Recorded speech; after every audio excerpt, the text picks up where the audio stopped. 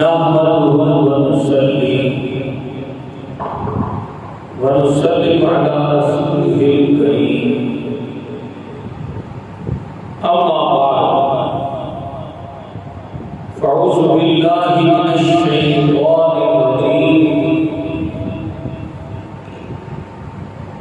بسم الله الرحمن الرحيم قال الله تبارك وتعالى في القرآن المجيد والفرقان الحميد يا أيها الذين آمنوا كتب عليكم الصيام كما كتب على الذين من قبلكم لعلكم تتقون وقال الله تبارك وتعالى شهر رمضان الذي أنزل فيه القرآن. بھائی صاحب اس کو بند کرو، اس کو کر لیں دے، اس کو بند کرو.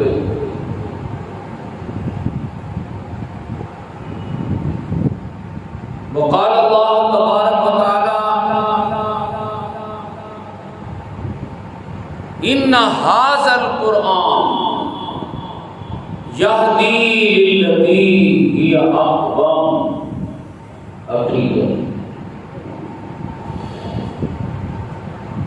وقال الله تبارك وتعالى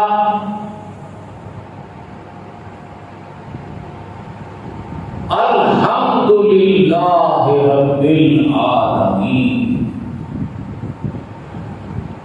الرحمن الرحيم مالك يوم الدين. وقال رسول الله صلى الله عليه وسلم إذا دخل رمضان فتحت أبواب الجنة وغلقت أبواب النار وسلسلت الشياطين.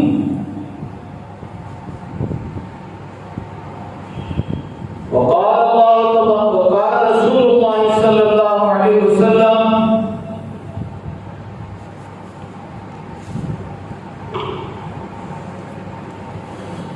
من صام رمضان ایمانا و احتسابا من قام رمضان ایمانا و احتسابا من قام لیلۃ القدر ایمانا و احتسابا قد غفر له ما تقدم من ذنبه.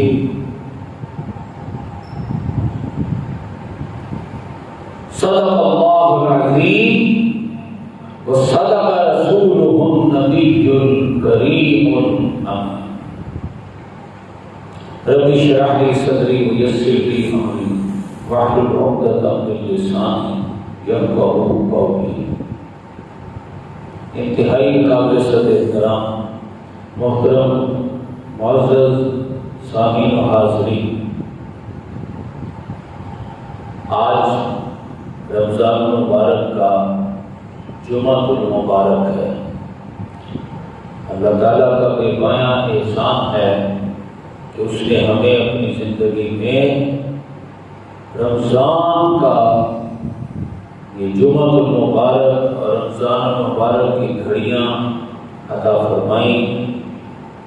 اللہ تعالیٰ ہمیں ان گھڑیوں سے، رمضان المبارک کی سعادتوں سے، اس کی برکتوں اور اللہ کی رمضان المبارک میں بخششوں، عنایتوں سے بھرپور طریقے سے مستفید ہونے کی اللہ پاک ہمیں توفیق عطا فرمائے.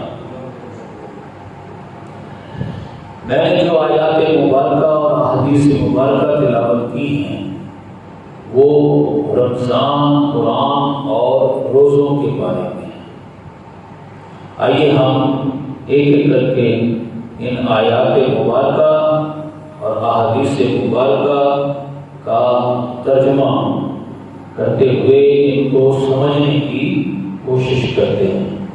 سب سے پہلی بات تو یہ ہے، ہمارے آقا و مولا جب تک مکہ میں رہے تو آپ ایام 20 کے روزے رکھتے تھے۔ ایام 20 کا مطلب ہے چاند کی 13، 14، 15، ہر مہینے 3 روزے، سمجھے؟ تو اس طرح سال میں تقریباً 36 روزے بن جاتے تھے، تو کچھ بیچ میں کبھی کبھار چھوٹ بھی جاتے، تو اس طرح وہ روزے تقریباً سارا سال کے چلتے رہتے تھے، 30 سے زیادہ ہی ہو جاتے تھے۔ صحابہ کرام بھی دیکھا دیکھی آپ سے برابر باتیں، اور وہ بھی اسی طرح چاند کی 13، 14، 15 کو روزہ رکھنے کی کوشش کرتے تھے۔ لیکن جب آپ مدینہ چلے گئے، ہجرت مدینہ ہو گئی اور مسجد نبوی قائم ہو گئی، اور مدینہ کی ایک چھوٹی سی ریاست اللہ پاک نے طاقت اور حکومت اپنے محبوب کو عطا فرما دی، اور آپ نے اب غزوہ بدر کے بعد غزوہ احد کی تیاری جب شروع کی، تو چونکہ غزوہ احد اور خندق میں سمجھے بھوک و پیاس سے سامنا پیش آنا تھا، تو آپ نے پیشگی طور پر روزوں کا اللہ تعالیٰ کی طرف سے خاص طور پر پورا مہینہ رمضان المبارک میں روزے رکھنے کی ایک ٹریننگ کا ایک پروسیس شروع ہوا۔ اس سے آپ اندازہ لگائیں جن روزوں کے بعد خندق نہ ہو، ایسے روزوں کا کیا فائدہ؟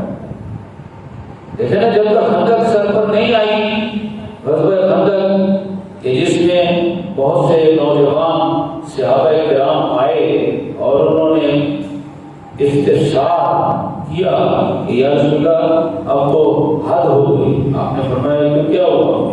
تو انہوں نے اپنے پیٹوں پہ سے کپڑا اٹھایا، تو میرے آقا نے دیکھا کہ بھوک و پیاس کی شدت کو برداشت کرنے کے لیے پیٹوں پر ایک ایک پتھر باندھا ہوا ہے، اور اب وہ سراپا سوال ہے کہ یا رسول اللہ آپ یہ قوت برداشت سے بھوک و پیاس باہر ہو رہی ہے۔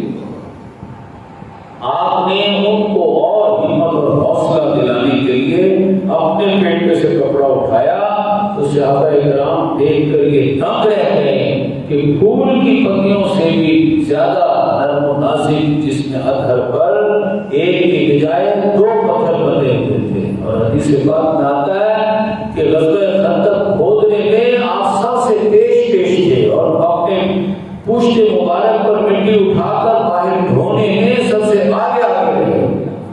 یہ نہیں کہ تبرکاً بس ایک کدال ماری نے افتتاح کر دیا اور مٹی کا جو ٹھوکرا اٹھا کر اوپر رکھ دیا تو چلو برکت کے لیے، ایسے نہیں۔ عملی طور پر شروع سے لے کے آخر تک صحابہ کرام کے ساتھ لگے رہے، اور جب وہ عقد بدر گھوڑا کراس کر کے آ گیا خندق کو، تو آپ تلوار لے کر سب سے پہلے خود سامنے آئے پہرے پر، اور آپ نے حضرت علی کے سر مبارک پر دستار فضیلت باندھی کہ جاؤ تم اس کو سب سے پہلے تم واصل جہنم کرو۔ تو آپ نے میدان جنگ پر عملاً جو ہے آگے اگلی پوزیشنوں میں جا کر تلوار پکڑ کر جو ہے وہ لشکر کے امیر ہونے کو ثابت کیا ہے کہ امیر لشکر، امیر جہاد کس طرح ہوتا ہے۔ خیر، آج تو ہم دیکھ رہے ہیں کہ روزہ تو یا ایھا الذین آمنوا، تو جب غزوہ خندق سر پر تھی تو اللہ پاک نے یہ آیت مبارکہ نازل کی ایمان کتب علیکم الصیام، اب تم پر روزے فرض کر دیے گئے، کما کتب علی الذین من قبلکم، بالکل اسی طرح، یہ کوئی ہم نے کوئی نئی بات نہیں کی، نہ تم نئی امت ہو، پہلی امت ہو، قد خلت من قبل الرسل، حضور سے آنے سے پہلے بے شمار انبیاء کرام آئے، رسول آئے، چلے گئے، ان کی امتیں آئیں، چلے گئی، ہر امت ہر نبی پر ہم نے روزہ فرض کیا، اسی طرح تم پر روزہ فرض ہوگا۔ اللہ کیوں، کیا مقصد ہے روزے کا؟ اللہ فرماتا ہے لعلکم تتقون، تاکہ تمہارے اندر تقویٰ پیدا ہو جائے۔ تو روزہ رکھوانا مقصد نہیں ہے، مقصد تو تقویٰ پیدا کرنا ہے، اپنی اولاد کو لکھا پڑھا کر کسی قابل کرنا، کوئی جنرل بن جائے، کوئی بزنس مین بن جائے، کوئی سیاستدان بن جائے، مقصد یہ نہیں ہوتا، مقصد ہوتا ہے پیسہ ہے، جائیدادیں بنے، انسان کی ضروریات پوری ہوں، مقصد تو بیچ میں یہ ہوتا ہے۔ اور اگر مقصد تو بندہ پورا نہ کرے تو پھر یہ ساری چیزیں بیکار ہو جاتی ہیں۔ تو اسی طرح سمجھ لیں روزہ ذریعہ ہے، خود مقصد نہیں ہے۔ مقصد کیا ہے؟ مقصد انسان میں تقویٰ پیدا کرنا ہے، اور تقویٰ کیا ہے؟ ظالموں کے خلاف، ظلم کے خلاف اپنے اندر قوت جذبہ جہاد پیدا کرنا، یہ تقویٰ ہے۔ آپ کہیں گے مولانا یہ تعریف آپ نے اپنی طرف سے کی ہے، یہ تقوی کی تعریف تو متقی پرہیزگار تو کبھی اشار کرتے ہی نہیں، کبھی تلوار اٹھاتے ہی نہیں، وہ تو صلح صفائی اور امن پسند لوگ ہوتے ہیں، اور تو کبھی جھگڑا کیا ہی نہیں ہوتا، وہ تو یہ بھی ٹھیک، یہ بھی ٹھیک، یہ بھی ٹھیک، سارے ٹھیک۔ ہم نے تو متقی ایسے لوگ سنے ہیں، دیکھے ہیں۔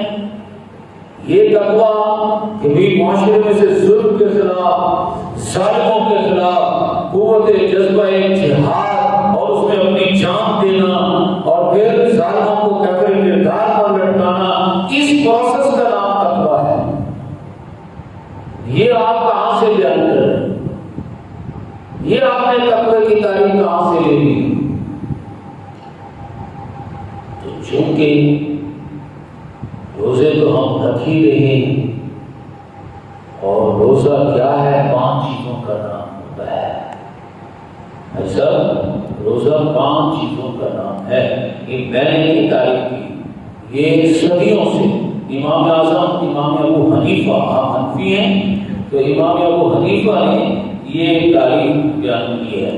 الصوم هو الامساک عن الاکل والشرب والجماع النہار بنیت الصوم من طلوع الفجر الى غروب الشمس۔ اب یہ تعریف میں نے بیان کر دی ہے، اب یہ تو عربی میں کر دی، لیکن ہمیں تو کچھ سمجھ نہیں آئی اردو دان طبقے کو۔ اسی لیے یاد رکھیں جو اردو والا طبقہ ہے ان کے لیے اصل خطبہ اردو والا ہے،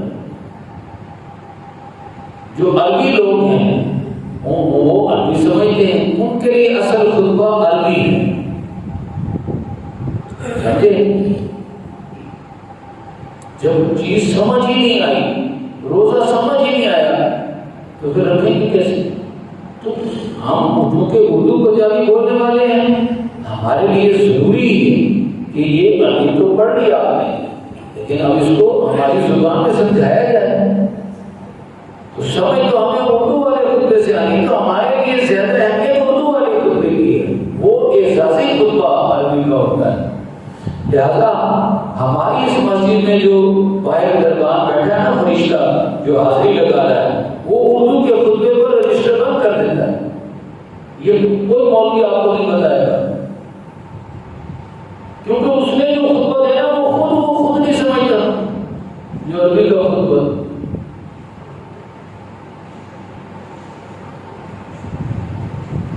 تو رجسٹر اس اردو کے خطبے میں بند ہوتا ہے، لیکن ہمارے جو لوگ ہیں وہ مفسر ہیں، چونکہ وہ کاروبار کو ترجیح دیتے ہیں، وہ کہتے ہیں نہیں یہ جو اگلا خطبہ ہے یہ ہے، وہ جو عربی کا خطبہ وہ اصل خطبہ ہے، کیونکہ وہ نہ سمجھ آئے گا، نہ سمجھانے والے کو سمجھ آئے تو سمجھنے والوں کو کہاں سمجھ آئے گی، بس اسی سے لگا رونا چلتا رہے۔ لہذا نہیں اصل خطبہ وہ ہے، وہ بھائی کو ہے اگر سمجھ آئے مجھے، میں نے تعریف کر دی، سمجھ آئی ہے کسی کو؟ یہاں سے 4-5 افراد جو بیٹھے ہیں، کسی کو سمجھ آ رہی بات؟ الصوم هو امساک عن الاکل والشرب والجماع النهار بنیت الصوم من طلوع الفجر الى غروب الشمس۔ یہ عربی کے خطبے کا حصہ ہونا چاہیے۔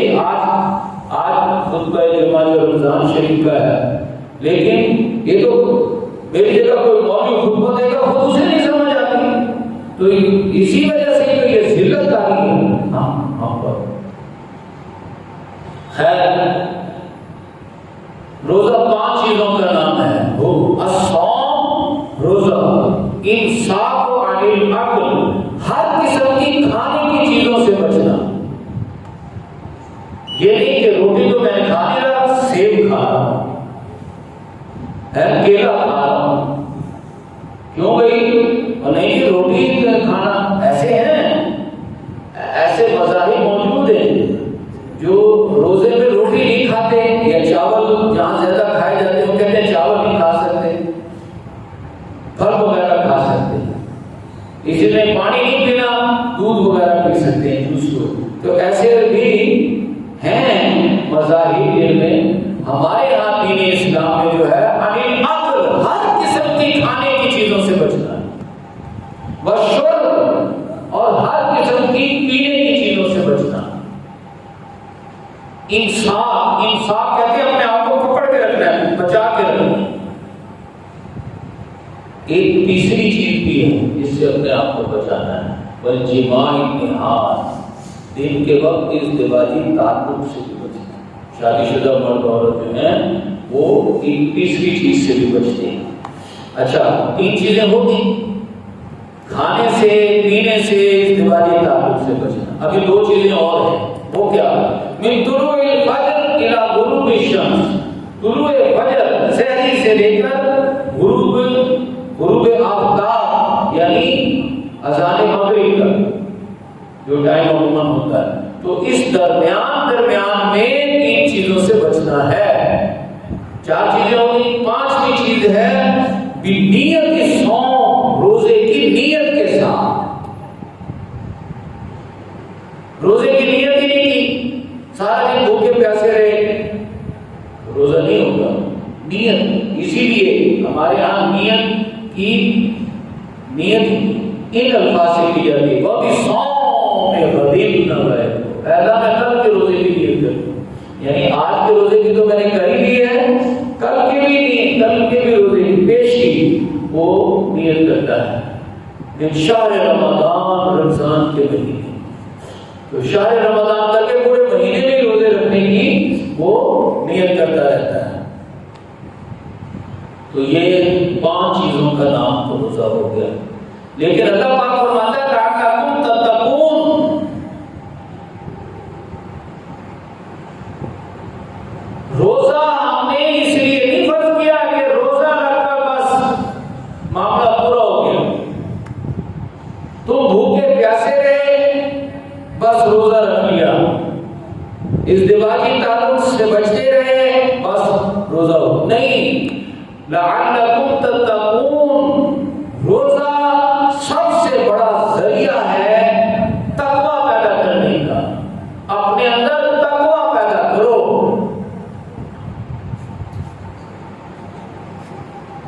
حدیث پاک میں آتا ہے جو روزے دار روزے کے ذریعے سے تقوی پیدا کرے اس کا बड़ा मकाम है।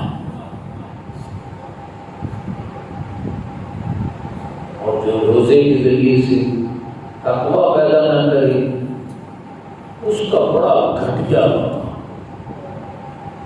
कम इंसान है। आपने फरमाया बेशुमार 100 में से 95 अफराद जो रोजा रखते हैं 95 बस रोजा बस भूख प्यास के लिए रखते, उनमें से 5 ही होंगे जो रोजा तकवे के लिए रखते। कम इंसान लैसा लहू मिन सियामिही, अपने रोजे से अपने अंदर तकवा पैदा नहीं करते। इल्लल जुए वल अत्श, सिर्फ तो फिर रोजे से उन्हें सिवाय भूख और प्यास के कुछ नहीं मिलता। लेकिन जो चंद एक लोग रोजे से तकवा पैदा कर लें उनका क्या मकाम है। अस्सौम ली व अना अजज़ी बिही, उनका मकाम ये है, अल्लाह पाक कहता है ये खास इन्होंने रोजे के जरिए से अपनी जिंदगियां मेरे लिए गुजार दी। ये है तकवा, ये मुत्तकी थे, इन्होंने खास मेरे लिए रखा रोजा। रोजे के जरिए से इन्होंने अपनी जिंदगी ही मेरे लिए वक्फ कर दी। अपना जीना मरना, इन्ना सलाती व नुसुकी व महयाया व ममाती लिल्लाहि रब्बिल आलमीन। उन्होंने कहा हमारी नमाजें, हमारी कुर्बानियां, हमारा जीना, हमारा मरना फकत अल्लाह रब्बुल आलमीन के लिए होगा। रोजे को अपने अंदर सरिया बना दिया अल्लाह के लिए जीने मरने का। अस्सौम ली व अना अजज़ी बिही, और जब मैं जज़ा देता हूं, बदला देता हूं, तो अपने दस्ते कुदरत से अता फरमाता हूं। हम जब बहुत बड़ा जलसा करते हैं तो किसी मेहमान खुसूसी को बुलाते हैं, उनके हाथ से दिलवाई जाती हैं शील्डें और तमगे लगवाए जाते हैं।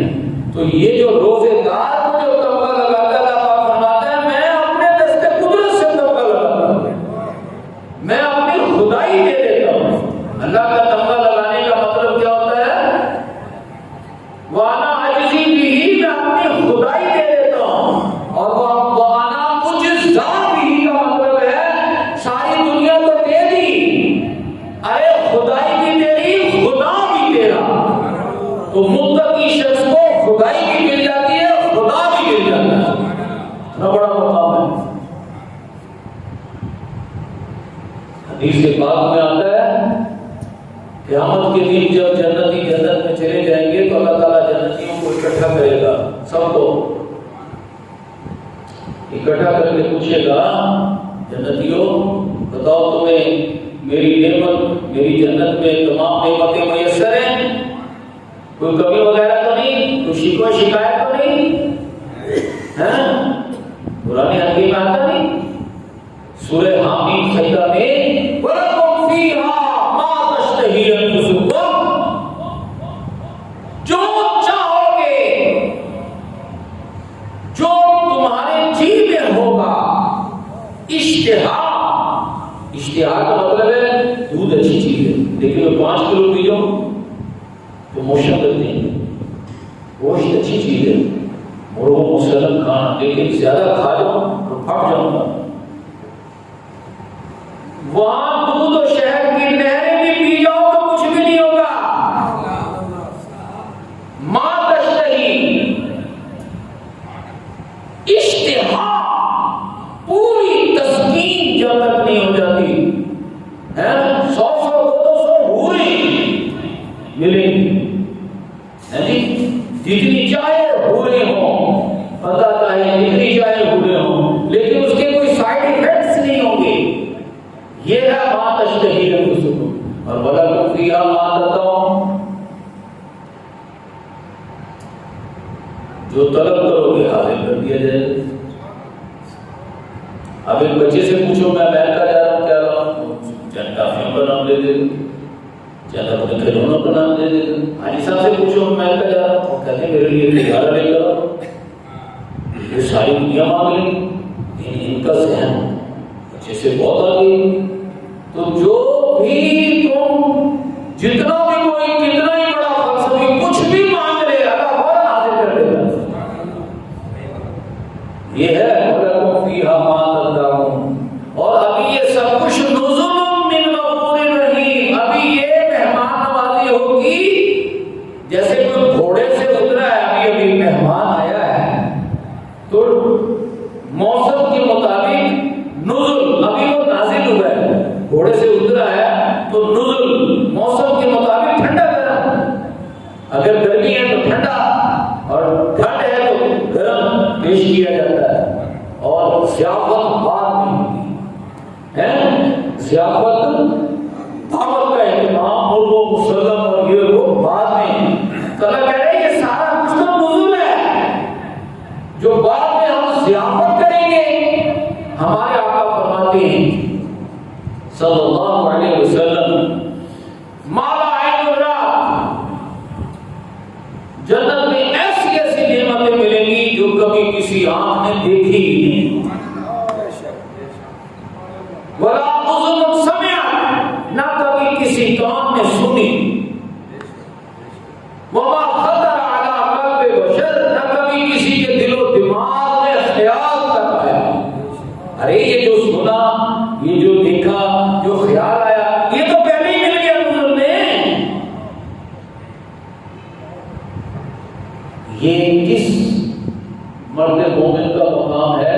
اس مرد مومن کا جو روزہ رکھتا ہے، نماز تراویح پڑھتا ہے، قرآن کا حق ادا کرتا ہے، اپنے اندر تقویٰ پیدا کرتا ہے. نماز، روزوں، تلاوت قرآن، تفہیم قرآن کے ذریعے سے اپنے اندر تقویٰ پیدا کر لیتا ہے. اس کا یہ مقام ہے.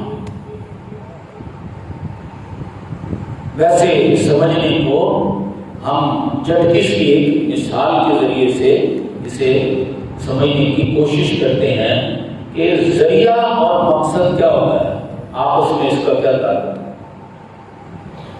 روزہ بڑی مشقت ہے، سمجھ لیں. روزے سے تو انسان کی بنیادی چیزیں کھانا پینا، شہوت، اسی پر ہی پابندی لگ گئی. یہ بڑی مشقت ہے روزہ. اور تقویٰ چھوٹی مشقت ہے، چھوٹی. تو جو بڑی مشقت کا عادی ہو جائے، چھوٹی مشقت اس کے لیے آسان ہوتی ہے. مثلا میں 10 من وزن اٹھانے کا عادی ہوں، اٹھا کے پیٹ پہ ڈال کے چل کر پلے داری میرا کام ہو. کوئی مجھے کہیے 20 کلو کا تھیلا اٹھا کے ادھر رہتے میں تو نہیں، میری تو کمر میں چوٹ پڑ گئی. میں کہوں یار کوئی مسئلہ اٹھا کے ایسے رکھتے، کیونکہ میں بڑی زیادہ وزن اٹھانے کا عادی ہوں. تو روزہ زیادہ وزن ہے. مہینہ بھر اللہ پاک کھانے پینے سے، ازدواجی تعلق سے دن کے وقت کے منع کرتا ہے. کھانا پینا حالانکہ بھوک و پیاس ہوتی ہے، پورا مہینہ اس ٹریننگ میں سے گزارا جاتا ہے تاکہ بقیہ 11 مہینوں میں حرام میں منہ مارنے سے بچا رہے. یہ حرام میں منہ مارنا کیا ہے؟ دیکھیں، تقویٰ حلال سے بچنا ہے. اور روزہ اللہ کی رضا کے لیے حلال سے بچنا ہے. کھانا پینا حلال ہے، سوچے سے استفادہ حلال ہے، حلال سے بچنا ہے. تقویٰ حرام سے بچنا ہے. تو حلال سے بچتے بچتے حرام سے بچنے کی صلاحیت پیدا ہو جائے، اسے تقویٰ کہتے ہیں. یہ تو میں نے ایک جھٹکی سی مثال دی نا، لیکن قرآن حکیم میں تقویٰ کس کو کہا گیا؟ آئیے، قرآن حکیم میں ہر چیز کا ایک جامع ترین مقام ضرور ہوتا ہے. تقوی کا جو جامع ترین مقام ہے نا، وہ ہے سورہ بقرہ کی آیت نمبر نمبر 177 وہاں پر پورا بتایا گیا ہے کہ متقی شخص کون ہوتا ہے، تقویٰ کسے کہتے ہیں۔ آئیے ذرا ہم آیت مبارکہ کا صرف ترجمہ ہی کر لیتے ہیں اپنی رہنمائی کے لیے، تاکہ ہمیں پتہ چلے کہ روزہ تو ہم رکھ رہے ہیں، اللہ تعالیٰ ہمیں توفیق دے۔ ہمارے آقا صلی اللہ علیہ وسلم نے فرمایا من افطر صوما من رمضان، دیکھو جس شخص نے رمضان مبارک کا ایک روزہ بھی چھوڑ دیا، ایک روزہ بغیر عذر ولا رخصت، بغیر کسی شرعی عذر کے، لیکن روزے کی بڑی اہمیت بہت اہم ہے۔ ایک روزہ بھی چھوڑ دیا بغیر کسی شرعی عذر کے، فلا یعقلہ صوم الدہر ان کان صامہ، بعد میں بے شک وہ روزے کے بدلے میں روزہ رکھ بھی لے، اور ایک روزہ نہیں زندگی بھر روزے رکھتا رہے، تو زندگی بھر کے روزے اس ایک روزے کا بدل نہیں بن سکے جو رمضان کا روزہ چھوٹ گیا۔ سمجھے؟ اب روزہ تو ہم رکھے نہیں، روزے سے تقویٰ، اور تقویٰ بھی وہ جو قرآن بیان کرے۔ قرآن حکیم نے 20 مقامات پر تقوی کی چھوٹی چھوٹی طرف اشارے کیے ہیں اللہ پاک، لیکن جس آیت مبارکہ میں سارے اشارے، سارے قرآن کی تعلیمات ایک جگہ اللہ پاک نے بیان کی ہے، روزہ تقوی کی جامع و مانع تعریف، وہ دوسرا پارہ ہمارے یہاں سے اردو صفحہ والا دوسرا پارہ، اس کا تقریباً میرا خیال ہے دوسرا باب، وہاں پر آپ دیکھیں گے یہ آیت نمبر 177 موجود ہے۔ میں اس کا ترجمہ کرنے لگا ہوں، اس سے بندہ مومن کو پتہ چلتا ہے کہ روزے کو اللہ نے تقوی کے لیے، اور خود تقویٰ کیا ہے وہ یہ ہے، اور روزے سے تقویٰ پیدا ہو جائے تو ابھی میں نے دو حدیث قدسی آپ کے سامنے بیان کی، جو روزے سے تقویٰ پیدا کر لے تو خدائی بھی اس کی خدا، اور کیا چاہیے، جس کی خدائی بھی اور خدا بھی ہو وہ اللہ کا نائب، انی جاعل فی الارض خلیفہ، اللہ تعالیٰ اسے دنیا میں اپنا خلیفہ بنا، جیسے ہمارے آقا خلیفۃ اللہ ہیں، اللہ کے خلیفہ ہیں، اور حضرت عمر، حضرت ابوبکر، حضرت عثمان و علی کے خلیفۃ رسول اللہ ہیں، حضور اللہ کے خلیفہ ہیں، اور یہ چاروں حضور کے خلیفہ، سمجھے؟ تو اسے پھر خلافت مل جاتی ہے، اور کسے؟ جو اپنے اندر تقویٰ پیدا کرے، اور تقویٰ پیدا کرنے کا سب سے مؤثر ذریعہ روزہ۔ روزہ تو ہم رکھ ہی رہے ہیں، لیکن روزے کے ذریعے سے تقویٰ کیسے پیدا ہوتا ہے، اور خود تقویٰ ہوتا کیا ہے؟ لیس البر ان تولوا وجوہکم قبل المشرق والمغرب، نیک یا متقی شخص کوئی نہیں ہوتا جو مشرق یا مغرب کی طرف منہ کر لے۔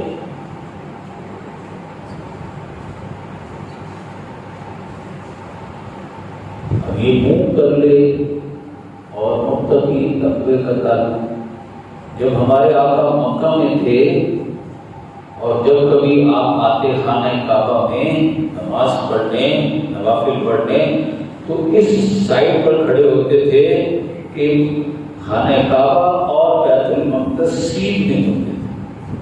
اس کو کہتے ہیں، اللہ کہہ رہا ہے مشرق مغرب کی طرف منہ کرنا، لیکن جب آپ مدینے میں آ گئے تو اب ایک طرف مکہ اور ایک طرف بیت المقدس، ادھر رخ کریں تو ادھر پیٹ، ادھر رخ کریں تو ادھر پیٹ، اب آپ سینٹر میں آ گئے۔ مدینہ سینٹر میں، ایک طرف مکہ آ گیا، ایک طرف بیت المقدس آ گیا، ادھر منہ کرتے ہیں تو ادھر پیٹ، ادھر منہ کرتے ہیں تو ادھر پیٹ. تو آپ نے 16-17 مہینے ادھر منہ کیا ہے بیت المقدس کی طرف، وہ ہمارا قبلہ اول ہے. بعد میں یہ آیت آئی ہے مولِ وجہ کا شطر المسجد الحرام، کیونکہ آپ کا نرا تقلب وجہک فی السماء، آپ اللہ کی طرف دیکھتے، اللہ کب تو مجھے اجازت دے تو میں مکے والے کعبے کو قبلہ بنا. کعبہ تو تھا، وہ قبلہ نہیں تھا. آپ بنا لیتے تھے قبلہ ایک طرف ہو کر، دونوں کو ایک سمت میں رکھ کر، لیکن جب مدینہ پہنچ گئے تو ادھر پیٹ کرتے رہے کعبے والے، مکے والے کعبے کی طرف. لیکن جب وہ آیت آئی، وہ مسجد قبلہ تین ہے جہاں یہ آیت نازل ہوئی کہ پہلی رکعت میں حضور کا رخ اس طرف ہے، دوسری رکعت میں یہ آیت نازل ہو گئی تو آپ نے رخ اس طرف کر لیا. صحابہ کرام دوران نماز پیچھے آئے تو وہ دو مسجدوں، دو قبلوں والی مسجد مدینہ شریف میں مسجد قبلہ تین جہاں یہ آیت نازل ہوگی فَوَلِّ وَجْهَكَ شَطْرَ الْمَسْجِدِ الْحَرَامِ. اب آپ مکے والے کعبے کو قبلہ بنا لیں. تو یہودیوں نے شور مچا دیا، وہ دیکھو ان کا قبلہ ہی بدلتا رہتا ہے، کبھی ادھر کبھی ادھر. اللہ نے کہا مشرق میں بھی اللہ ہے، جب اللہ مشرق میں ہے تو مغرب میں بھی اللہ ہی ہے. فَإِنَّمَا تُوَلُّوا فَثَمَّ وَجْهُ اللَّهِ. ارے جس طرف بھی تم منہ کرو گے اللہ ہی اللہ ہے. اللہ کو مشرق میں ہے اور مغرب میں نہیں ہے، ایسے نہیں ہوتا. اصل میں اللہ پاک سمجھانا یہ چاہتے ہیں اللہ تو ہر طرف ہوتا ہے، بندے کا دل اللہ کی طرف ہونا چاہیے. وہ دل بندے کا اللہ کی طرف کس طرح ہوتا ہے؟ دل کا تقویٰ وہ کیسے ملے گا؟ وہ تو اس طرح ملے گا وَلَٰكِنَّ الْبِرَّ مَنْ آمَنَ بِاللَّهِ، جو اپنا جینا مرنا اللہ کے لیے کرتے ہیں. جیسے وَبِالْيَوْمِ الْآخِرِ، جو بھی کام کرے اس کا اجر صرف آخرت میں چاہیے. یہ تقوی کا پہلا پورشن جو ہے، پہلا سٹیپ وہ نیت کی درستی ہے. یاد رکھیں، جس کی نیت میں فطور ہونا، چاہے عمل کتنا ہی اچھا کر رہا ہو، وہ تقوی میں نہیں آتا. آپ دیکھ لیں حدیث پاک میں آتا ہے، ہر حدیث کی کتاب اس حدیث سے شروع ہوتی ہے کہ قیامت کے دن اللہ کی بارگاہ میں سب سے پہلے 3 اشخاص پیش ہوتے. 3 کون سے؟ سب سے بڑا عالم، سب سے بڑا صحابی، سب سے بڑا شہید. وہ اپنی اپنی کارکردگیاں بیان کریں گے. اللہ ہم نے یہ کیا، اللہ تیرا عقیدت دیا، کس کے لیے؟ اللہ تیرے لیے. اللہ کہے گا نہیں، ہم مولوی تو نے ساری بلائیت اپنی بلائیت چمکانے کے لیے کی. پیر تو نے اپنی سارا جو ڈھونگ تھا اپنی پیڑیت جمانے کے لیے کیا تھا. میرے لیے کیا، میرے لیے تو وہ ہوتا جیسے میرے محبوب نے کیا، جیسے صدیق اکبر، عمر فاروق، عثمان و علی نے زندگیاں بسر کی، جن کے ہر لمحے پر قتل کے فیصلے ہوتے تھے، جو تکلیف میں جان چوکھٹ میں گزارتے تھے. تو میٹھا میٹھا ہاپ کڑوا کڑوا تو نے تو دوگلی زندگی بسر کی. یہ میرے لیے نہیں تھا جو کچھ تو نے کیا. حکم ہوا ان تینوں کو پیشانی کے بالوں سے پکڑو اور پکڑتے ہوئے گھسیٹتے ہوئے جہنم میں جھونکو. کیوں؟ ان کی نیتیں درست نہیں، ان کا ٹارگٹ درست نہیں. ٹارگٹ کس کا درست ہوتا ہے؟ تقوی والے کا. टारगेट किसका दुरुस्त होता है? तकवे वाले का। और तकवा क्या है? जीना मरना पहले अल्लाह के लिए करो। अल्लाह के लिए कैसे होगा? जो काम करो अजर दुनिया में नहीं आखिरत में चाहो, ये पहला स्टेप। आपने मक्का शरीफ में काबा शरीफ का जो कुंडा है ना, वो जहां वो लगा हुआ है रेल, ये कुंडी बंद करने वाली, उस कुंडी को पकड़कर सहाबाए किराम को कहा, मेरे सहाबियों क्या मैं तुम्हें क़यामत की निशानियां ना बताऊं? सहाबाए किराम ने अर्ज की, या रसूल अल्लाह क्यों नहीं, आप बयान करो। आपने सबसे बड़ी क़यामत की निशानी ये बयान की कि जब लोग अमल दुनिया के लिए करने लगे तो वो क़यामत की सबसे बड़ी निशानी, जिनके अमाल का दारोमदार दुनिया बन जाए, जो दुनिया को तरजीह देने लगे। क्या कहा? जो अमल सिर्फ दुनिया के लिए करने लगे वो बदतरीन शख्स है, और जो दीन के काम को भी दुनिया बना ले, दुनियादारी का एक पेशा बना ले, मेरे जैसे मौलवी पीर और दीनदारी को भी दुनियादारी के लिए इस्तेमाल करने लगे। भाई लोग को छोड़ते हैं ना, दुनिया से टाइम निकालते हैं, दीन की तरफ आते हैं, तो ये दुनिया को ही पकड़ के अपना दुनियावी दीन को दुनियावी कारोबार बना ले, तो इनसे बदतरीन शख्स कौन होगा? समझ ले, ये तकवा बयान कर रहा हूं। रोजे के जरिए से तकवा पैदा होता है। जो काम भी करे अजर आखिरत में, और जो काम भी करे मेथडोलॉजी तरीके का हुजूर से अखज़ करे, अपने आका की जिंदगी से। वल मलाइकत वल किताब वल नबिय्यीन, तीन ईमानियात को कहा जाता है ईमान बिल रिसालत। ईमान बिल रिसालत कमाल को पहुंचा है हमारे आका की जिंदगी। सुभान अल्लाह, सुभान अल्लाह।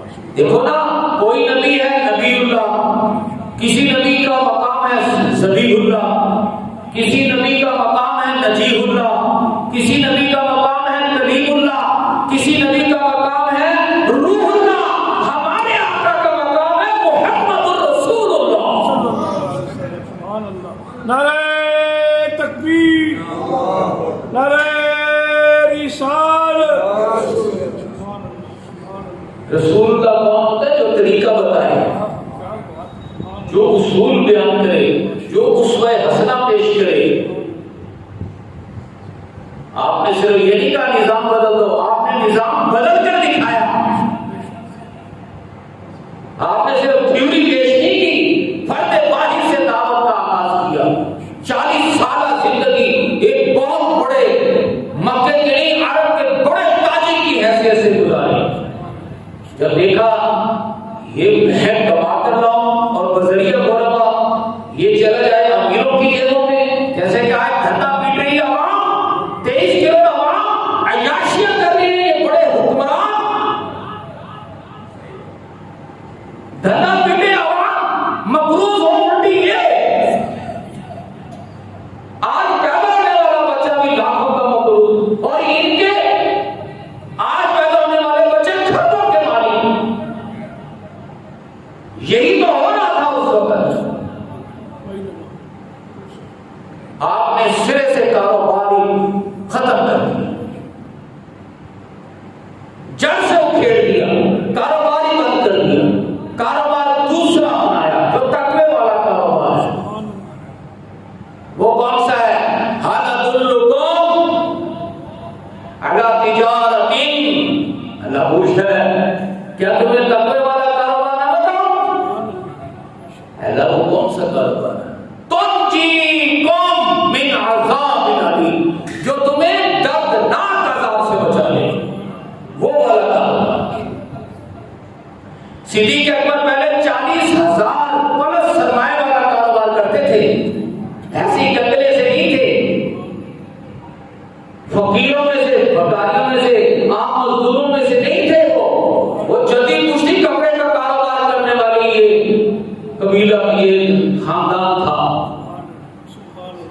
آپ فرماتے ہیں جس لمحے ابو بکر نے کلمہ پڑھا وَلَهُ أَرْبَعُونَ أَلْفُ دِینار، 40,000 کا سرمایہ ایسے ہی آ جاتا ہے. آج کا 40 کھرب ٹریلین بنتا ہے.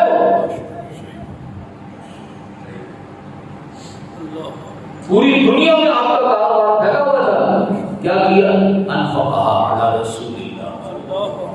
انہیں پتہ چلا اصل کاروبار تو یہ ہے. یہ کاروبار کا بجٹ جانا تقویٰ ہے. سمجھے؟ جو نماز روزہ حج عمرہ کر کے بھی کاروبار ہی کو ترجیح دیں، دنیا کی کاروبار کو ترجیح دیں، وہ متقی نہیں، وہ منافق ہیں. کاروبار کی تبدیلی کرو. کاروبار تبدیل کرنا یہ تقویٰ ہے. تقویٰ ہمیں کسی سکھ سے جا کر سیکھنا ہے، کسی یہودی سے جا کر سیکھنا ہے، کسی عیسائی سے سیکھنا ہے. اور تقویٰ ہمیں حضرت ابو بکر عمر عثمان علی سے سیکھنا ہے، خود اپنے آقا سے سیکھنا ہے.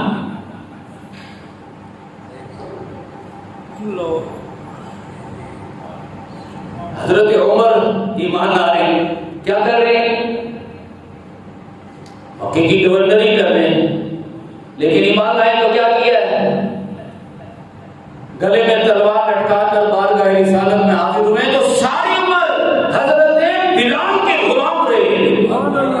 آپ آدھی دکھا کر دیکھیں، کبھی انہوں نے حضرت بلال کو بلایا ہو اور یہ نہ کہا ہو سیدنا بلال، ہمارے آقا بلال. تقویٰ اس چیز کا نام ہے.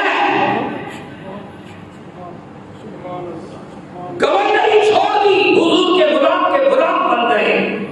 حضرت علی رضی اللہ تعالیٰ عنہ فرماتے ہیں حضرت عمر کی شان حضرت علی بیان کرتے ہیں کہ ہم میں سے حضرت عمر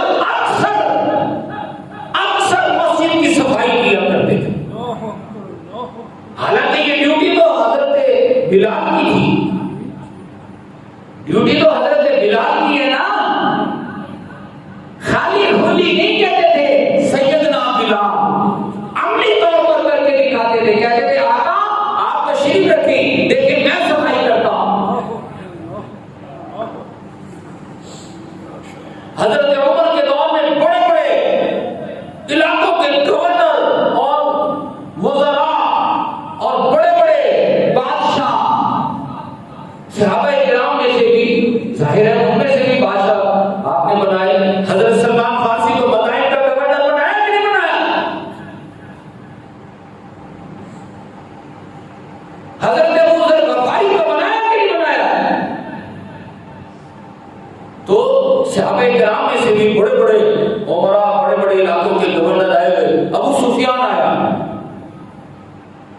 خلیفہ ہمارے حضرت عمر کا دور ہے، دور خلافت. ابو سفیان آیا ملنے کے لیے تو آپ کا جو خادم خاص کھڑا تھا اس نے کہا لائن میں لگ. کیا کہا؟ آپ لائن میں لگی. وہ سرخ کھلا ہو کر لال سرخ ہو کے لائن میں لگ گیا. اس نے کہا دیکھا نہیں آپ سے پہلے لوگ لائن میں لگے ہوئے، تو اپنی باری کا انتظار کریں. لائن میں لگے. خدا کی قسم ابھی یہ منظر جاری تھا، حضرت بلال آ گئے. حضرت بلال آ گئے دربار فاروقی میں. انہوں نے جب دیکھا کہ مکے کا سابق ابو جہل کے بعد مکے کا جو سردار رہا ہے وہ ابو سفیان رہا ہے. ابو سفیان جب لائن میں لگ رہا ہے تو انہوں نے بھی لائن کی طرف بڑھنا چاہا. حضرت عمر اپنی سیٹ سے اترے، خود لائن میں لگ کر حضرت بلال سے ملاقات کرنے لگے. اس کو تقویٰ کہتے ہیں، جو روزے کے ذریعے سے اللہ تعالیٰ ہمارے اندر پیدا کرنا چاہتا ہے. آپ نے کہا بلال تم لائن میں مت لگو، تم ٹھہرو، میں خود لائن میں لگ کر آپ سے ملنا ہے. ملنے آ وہ ابو سفیان وہ اور سنت سے غصے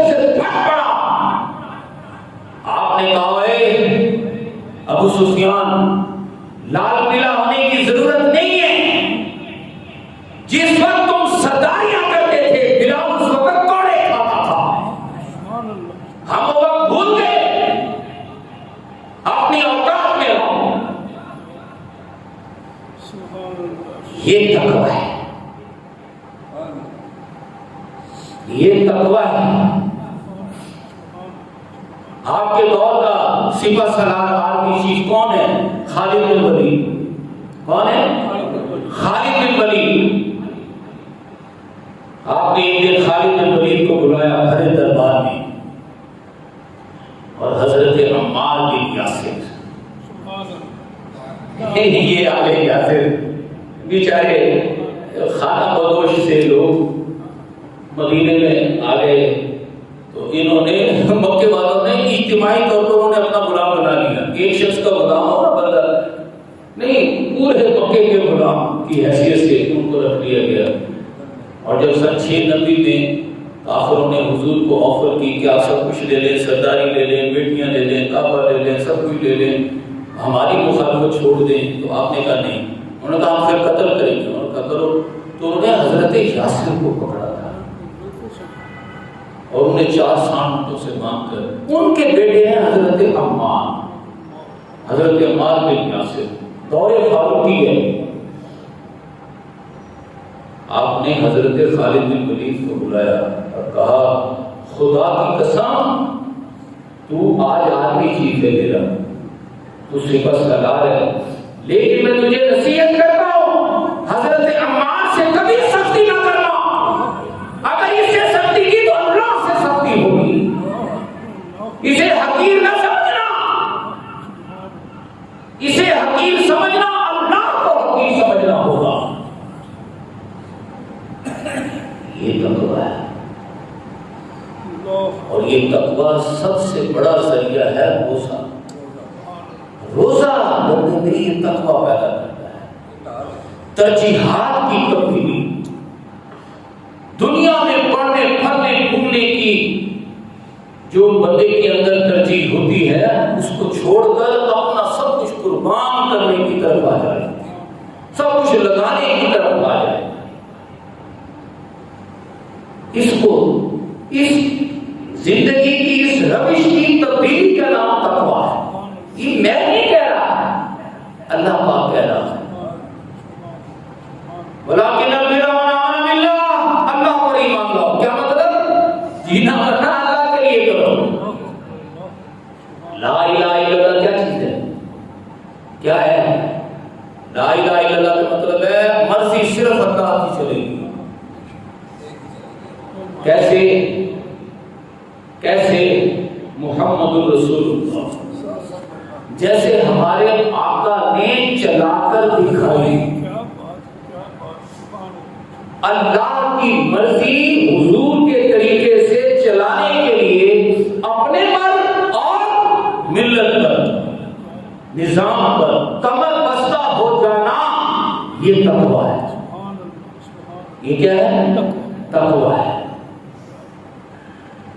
وَأَقَامَ الصَّلَاةَ، یہ آیت تقویٰ جو ہے نا قرآن حکیم میں، وہ قرآن حکیم کی آیت نمبر 177 ہے۔ تو ہم انشاءاللہ یہ بیان تقوی کا کرتے رہیں گے۔ اللہ پاک ہمیں اپنے روزے کے ذریعے سے تقوی پیدا کرنے کی توفیق عطا فرمائے۔ آمین ثم آمین۔ وما علینا الا البلاغ۔